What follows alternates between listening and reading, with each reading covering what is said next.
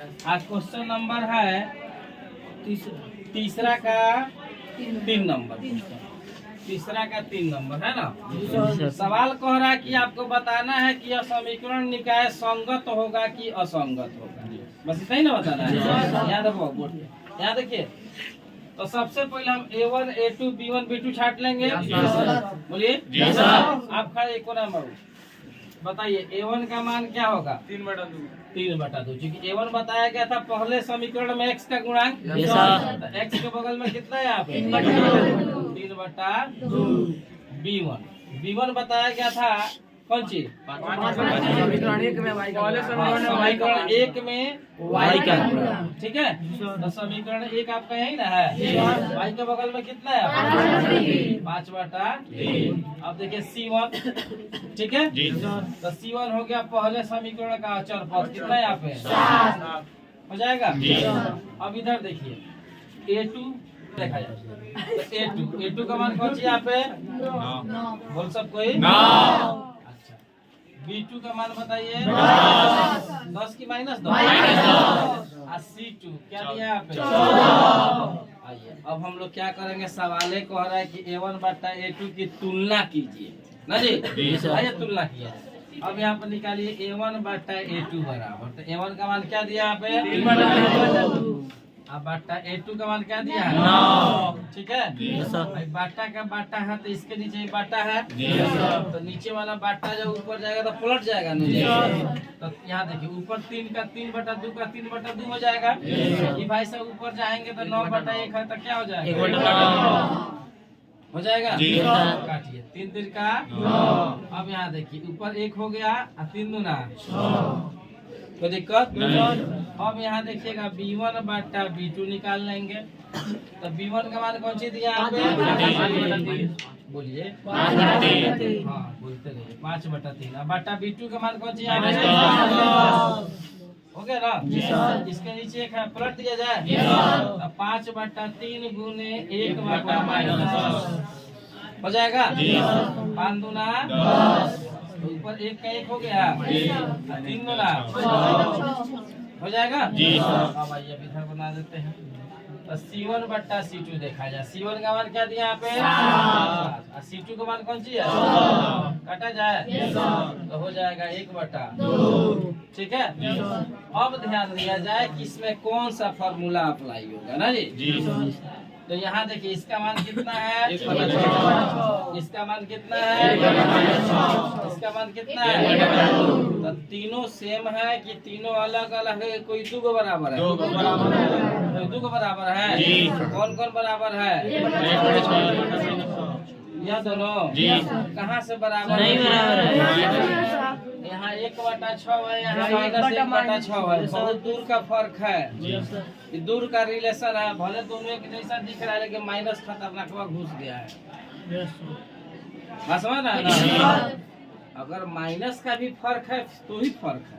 अभी मत समझिए कि 1/6 है माइनस है तो दोनों चल जाएगा ना, दोनों नहीं चलेगा। बात समझ में आ रही है मेरी? बोलिए। चलिए, तो इसका अर्थ हुआ कि तीनों अलग अलग है। तो तीनों जब अलग अलग है तो 1 नंबर दवाई देंगे कि 2 नंबर के 3 नंबर? 1 नंबर। 1 नंबर क्या कहता है? चूंकि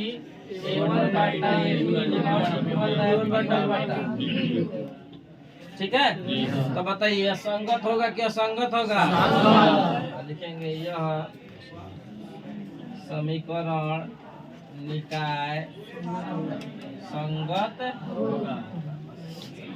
सवाल देखा जाए, 4 का 3 नंबर दिया है 2x + y - 6 बराबर 0। अब 4x प्लस ना प्लस नहीं -2y बराबर -4 बराबर। इसमें क्या दिक्कत है आप लोग से नहीं बन रहा है? बोलिए कितने सवाल था? अरे बोलो ना, कोई पूछा थोड़ी जा रहा है। क्या प्रॉब्लम है? आइए देखिए आप ही खड़ा होइए, आप बैठिए सबसे कोना में जो है खड़ा हो जाइए। कौन सी नाम आपका? राम खलेश। अच्छा, बड़ा हार्ड नाम, राम खलेश। चलो A1 का नाम, A1 का मान बताइए क्या होगा? 2। ठीक है, B1 का मान बताइए। माइनस वाई नहीं, वाई के बगल में क्या है भाई? प्लस है। ठीक है, उसके पहले कोई संख्या आपको दिख रहा है?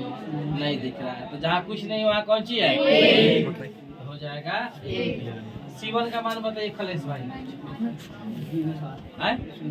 सोना कैसे होगा? हाँ माइनस, ऐसे बोलिए माइनस। क्या होगा बाबू? चलिए आप बैठ जाइए, आप राम खिलान भाई खड़ा होइए। अब बताइए A2 का मान क्या होगा? 4। ठीक है जी। B2 का मान बताइए। -2। और C2 का मान बता दीजिए। अब सही है ना? बढ़िया। अब आपको तुलना करना है, आइए देखा जाए। A1 बटा A1 का मान क्या दिया है यहाँ पे? 2 बटा 2 बढ़ जाएगा। अब हो गया B1 बटा B2 1 बटा -2 और C1 बटा C2 -6 बटा काटिएगा ना? 2 तिहाई 6 और 2 गुना 4। ठीक है। अब देखिए तो यह 1 बटा 2 है, या 1 बटा -2 है, या 3 बटा 2। कौन सा फॉर्मूला लगेगा? सबकी बोलिए पहला फॉर्मूला ना। कोई किसी के बराबर नहीं है, यहाँ माइनस का फर्क है। ठीक है ना? उसके बावजूद भी मत समझ लीजिएगा कि दोनों बराबर होगा ना, दोनों अलग अलग होगा। ठीक है जी सर। चलिए तो लिखेंगे चूंकि A1 बटा A2 is not equal then B1 बटा B2, इसलिए यह निकाय कैसा होगा जी? संगत हो जाएगा ना जी सर। चलिए यही आंसर हो जाएगा। नंबर 5 फिर से देखा जाए सवाल। और एक आयताकार बाग बगीचा जिसकी लंबाई चौड़ाई से 4 मीटर अधिक है। ठीक है जी सर। देखो का अर्ध परिमाप 36 मीटर है, तो बाग की बीमारी ज्ञात कीजिए। बाबू बोर्डवा जो यहाँ पे देख रहे हैं आप लोग उजला कलर का, ये भी किस आकार का है जी? आयताकार। जिस बेंच पे बैठा ये भी आयताकार है? आयताकार नहीं है, दूसरा। लेकिन ऊपर का शेप तो आयत का तरह ही ना दिख रहा है जी। चलिए तो इसमें लंबाई है और चौड़ाई है। ठीक है। देखो बगीचा है, वो बगीचा भी आयत के आकार का है। ठीक। और कह रहा है इसकी लंबाई चौड़ाई से 4 मीटर अधिक है। लंबाई जो है चौड़ाई से कितना ज्यादा है? मान लीजिए, माना कि चौड़ाई बराबर x मीटर। ठीक है। तो लंबाई बराबर, तो लंबाई को हरा चौड़ाई से 4 मीटर ज्यादा है, तो हो जाएगा x प्लस कौन चीज? ठीक है। और बाग का अर्ध परिमाप का मतलब कौन चीज है? परिमाप का आधा। परिमाप का आधा। क्या देखो तो लिखना हम आयताकार बाग का अर्ध परिमाप बराबर। ठीक है ना? कितना दिया बाबू? अर्ध परिमाप का मतलब होता है परिमाप का आधा। किसी चीज का अगर करना हो आधा तो क्या किया जाता है? 2 से भाग कर देते हैं। तो आयत का परिमाप का फॉर्मूला होता है 2 इंटू लंबाई प्लस बराबर 36 हो जाएगा। लेकिन अर्ध परिमाप दिया है तो इसका आधा कर दिया जाएगा, तो 2 से भागा कर दिया जाएगा। अब देखिए, अब 2 से 2 काट दिया जाए। लंबाई है, लंबाई कितना है यहाँ पर?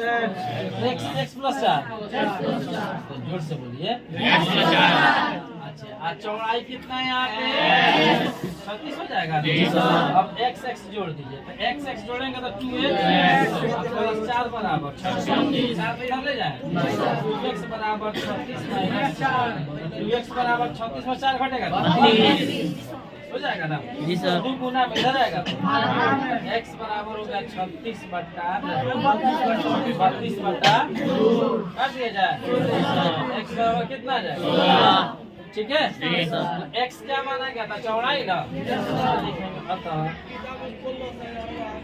बाग की चौड़ाई x बराबर 16 मीटर हो जाएगा बाबू। बोलना तथा लंबाई x प्लस 4 ना है जी। अच्छा x का मान कितना हो गया? 16 आप प्लस 4 अब कितना हो जाएगा? 20 मीटर। दिक्कत